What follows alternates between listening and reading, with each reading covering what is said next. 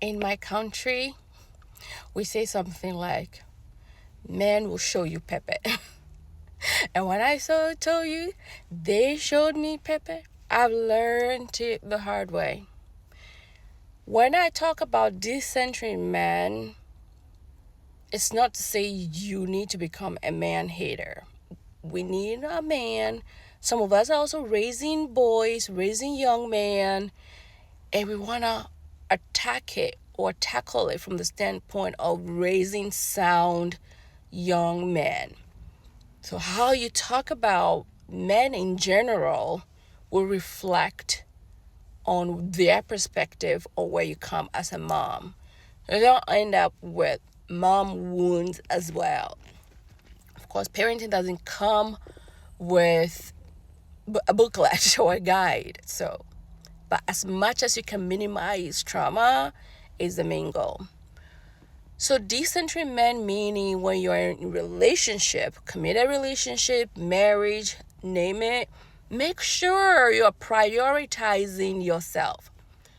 2, prioritizing yourself doesn't mean just going to get your nails done and drinking water. Those things are necessary too, but making sure your education, your means to make money is on point.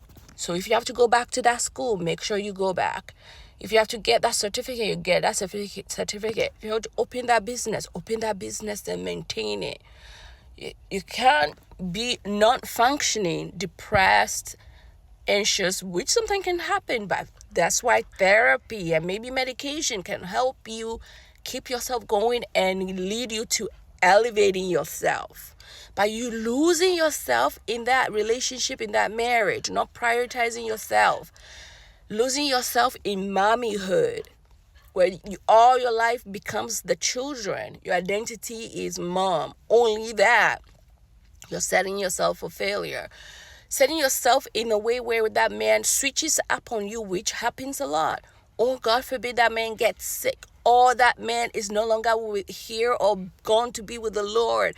How do you sustain yourself? How do you pick yourself up and continue to live life for yourself and for the kids? That's the main thing. That's why I tell women, and as I do this work on myself and continue to elevate, passing it along to all my sisters, taking your time to see the patterns, to not be scared to move along if they're bringing all type of toxicity or catching you at the knees and making you feel bad, making you cry all the time, making you feel depressed, criticizing you. Is all negativity all day long. Nothing you do is ever good enough for them, or they're completely detached, not talking to you. You don't have any mutual goals or plans together. Everything they're doing is only in their name. They're doing all types of endeavors that is devoid of you in discussion, in action. Everything is like they're married to you or committed to you, or the commitment is lacking in one way, shape, or form. Sometimes you just gotta take things by what people are acting, by not what they're saying to you. And they might be there with you, but they're acting single.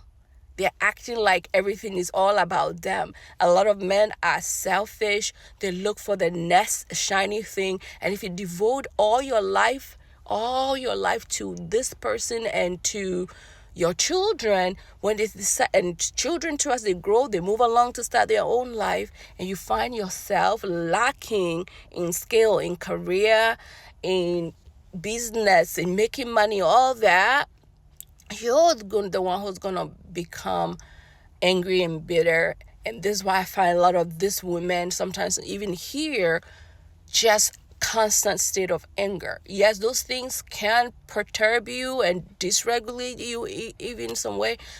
Important too. Get in therapy. Start the healing process.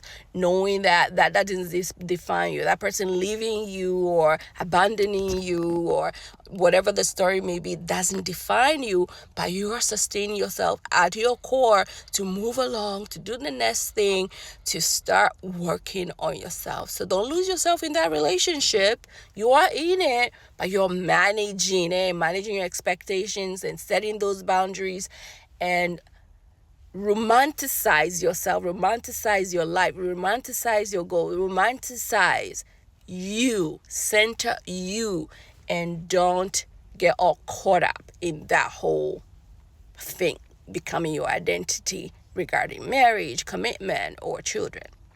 Love you so much. Bye.